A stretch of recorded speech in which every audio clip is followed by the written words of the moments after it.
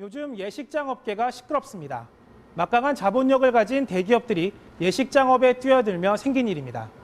기존 중소예식장 업주들은 업계가 초토화되고 있다며 강하게 반발하고 있습니다.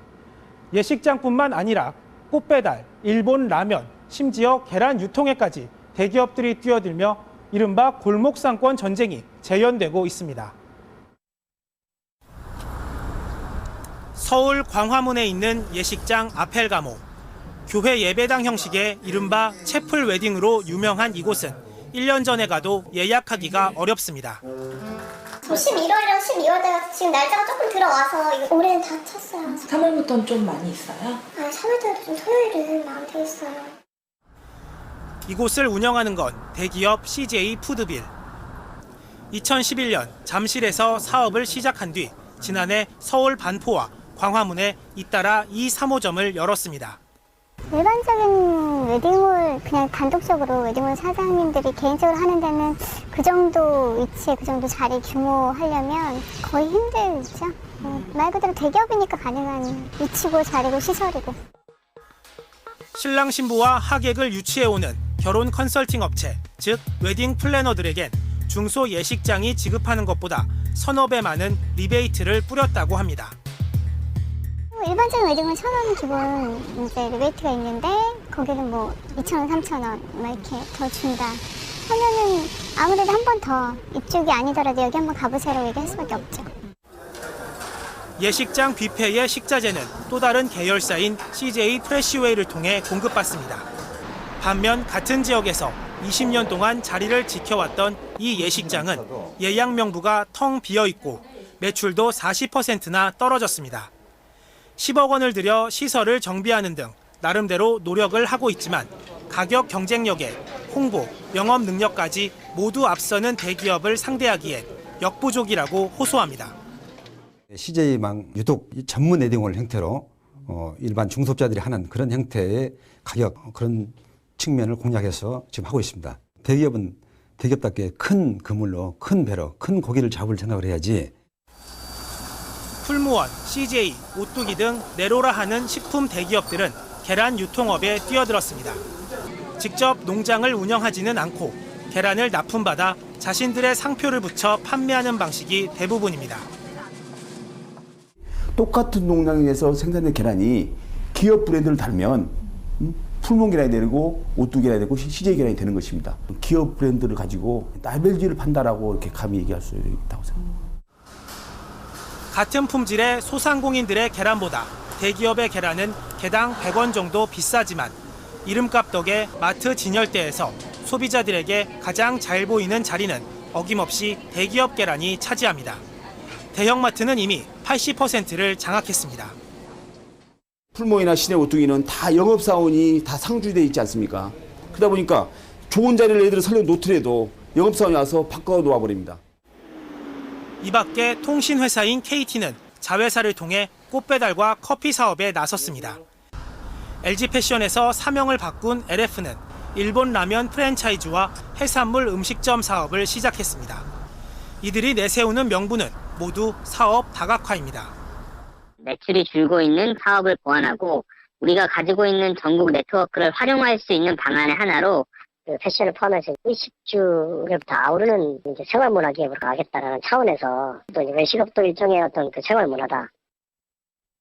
골목상권을 파고드는 대기업, 생존권을 위협받는다는 중소기업. 그래서 정부는 3년 전 상생과 동반성장, 경제민주화라는 사회적 공감대 속에 중소기업을 보호하기 위한 중소기업 적합업종 제도를 만들었습니다. 한마디로 영세업종에서 대기업은 확장을 자제하라는 건데요. 그 후 3년, 상황은 어떻게 달라졌고 이 제도의 취지는 잘 지켜지고 있는 걸까요? 중소기업 적합업종은 대기업의 사업 확장으로 피해를 봤다는 중소기업들이 지정을 요청하면 동반성장위원회가 양측의 입장을 조율하고 합의를 통해 지정하는 방식입니다. 대기업, 중소기업 모두 만족하지 못할 수도 있습니다. 많은 논의 과정을 거쳐 마련된 결과에 승복하는 성숙된 민주주의 정신을 부탁드립니다. 지정되면 중소기업은 3년 동안 합의안 내에서 보호를 받고 3년이 지나면 자동 소멸하지만 심사를 거쳐 한 번에 한해 재지정될 수 있습니다. 두부, 김, 청국장 같은 식품과 세탁비누, 차량용 블랙박스 같은 공산품, 서점과 제과점 같은 서비스업까지 현재 100개 품목이 적합업종으로 지정돼 있습니다. 이 가운데 올 하반기 82개 품목에 대한 지정이 해제됩니다. 당장 다음 달부터 재지정 절차가 시작되는데 이를 두고 대기업과 중소기업 사이에 치열한 공방이 벌어지고 있습니다. 대표적인 게 두부입니다. 한 대형마트의 두부 코너. 진열대의 대다수는 풀무원, CJ, 대상 등 대기업 3사의 두부들이고 중소업체 두부는 찾아보기 어렵습니다. 현재 포장두부 시장의 80% 이상을 대기업이 차지하고 있습니다. 두부가 적합업종으로 지정된 뒤 대기업이 진출할 수 없게 된 건 6모 크기의 대용량 포장두부뿐.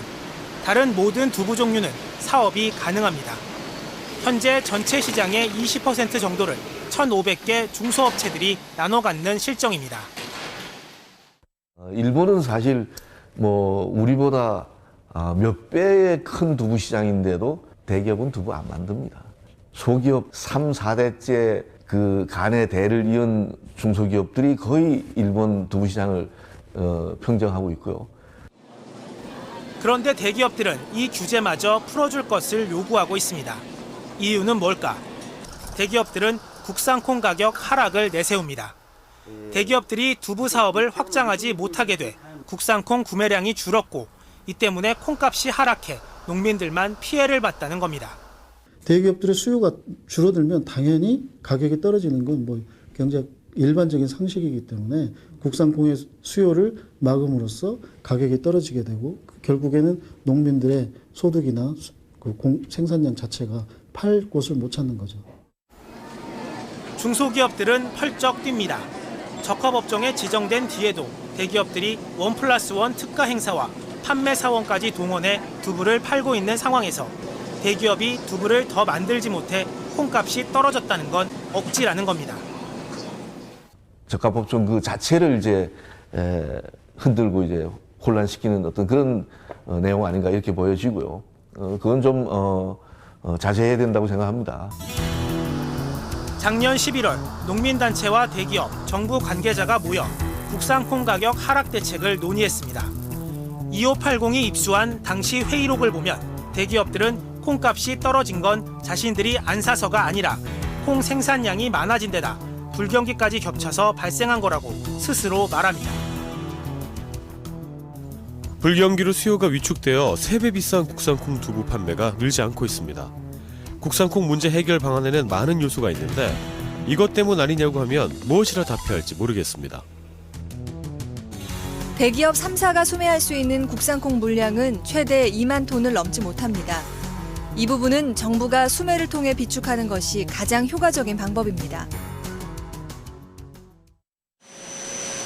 순대도 올해 적합업종 지정이 만료됩니다. 3년 전엔 사업을 접을까 고민했다는 김만재 사장.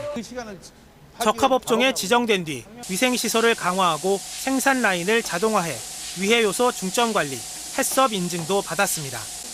과감한 투자를 할 수 있었던 건 대기업과 경쟁할 시간을 벌었다는 심리적인 안정감 때문입니다. 1차적으로는 좋은 제품을 생산하는 거고요. 2차적으로는 대기업하고 경쟁하는 구도에서 맞서기 하는 시설이라고 생각을 합니다. 하지만 적합업종으로 보호를 받는 건 재지정된다 해도 앞으로 3년이 최대이고 그 이후엔 대기업이 들어와도 막을 수 없어 순대업계는 늘 불안합니다. 대기업들이 들어온다면 사실 저희가 아무리 많은 준비를 하더라도 그 자본, 유통 거기에는 저희가 당할 수 있는 부분은 없습니다. 전경련은 적합업종 제도를 나쁜 규제로 규정하고 올해 지정이 끝나는 82개 품목 전체에 대한 효과를 분석해 문제를 제기할 방침입니다. LED 전구를 비롯해 지정 품목 전반에서 국내 대기업이 역차별받는 사이 외국계 기업만 점유율을 높였다며 산업 경쟁력이 약해졌다는 입장입니다. 대기업들도 들어와서 건전한 경쟁력을 갖춰야 건전한 생태계가 만들어질 수 있다고 보는데 그렇게 칸막이로 규제를 해놓으면 그 내에서 결코 경쟁을 할 의지가 별로 없어지고 그러다 보면 경쟁력이 떨어지기 때문에 산업 전체의 생태계는 좀 위협받을 수 있다. 중소기업 중앙회는 이 제도가 중소기업에 대한 특혜가 아니라 자생력을 키우기 위한 것인 만큼 재지정은 물론 대기업이 침범한 새로운 품목도 추가로 넣어야 한다는 입장입니다. 이 시장 생태계도 우리가 살아나기 위해서는 소기업, 소상공인, 중소기업이 기본을 가지고 있어야 된다. 그런 측면이고요. 이거는 진짜 해보니까 이건 실효성이 없고 한 거는 또 뺄 필요성도 있죠. 그런 것들을 대기업과 중소기업이 잘 합의해서 조정을 하면 좋겠다는 그런. 전문가들의 견해도 엇갈립니다. 국가 간의 장벽이 사라진 시장에서 통상 마찰까지 일으킨다는 우려와 함께 동등한 어떤 내국인 대우를 받아야 된다고 생각하는 그런 이제 외국 기업들로서는 이제 뭐 특히 FTA 같은 이제 두 나라 간의 직속의 어떤 관계이기 때문에 좀 넓죠. WTO보다 이게 시비가 붙죠. 그리고 뭐 외식업체는 이미 시비가 붙은 걸로 알고 있어요. 대기업의 공세에서 중소기업을 보호하는 최소한의 안전판이라는 시각이 공존합니다. 동네 또랑에서 동네 스케이트 대회 열렸는데 거기서 김연아가 와가지고 1등을 싹 쓸어버리고 와 1등이다. 이거 의미가 없잖아요. 미드급은 미드급끼리 싸우고 그다음에 헤비급은 헤비급끼리 싸우는 게 그게 공정한 경쟁이라고. 자유로운 경쟁이냐, 약자에 대한 배려냐, 중소기업 적합업종 재지정을 둘러싸고 사회적 논쟁이 다시 불붙고 있습니다.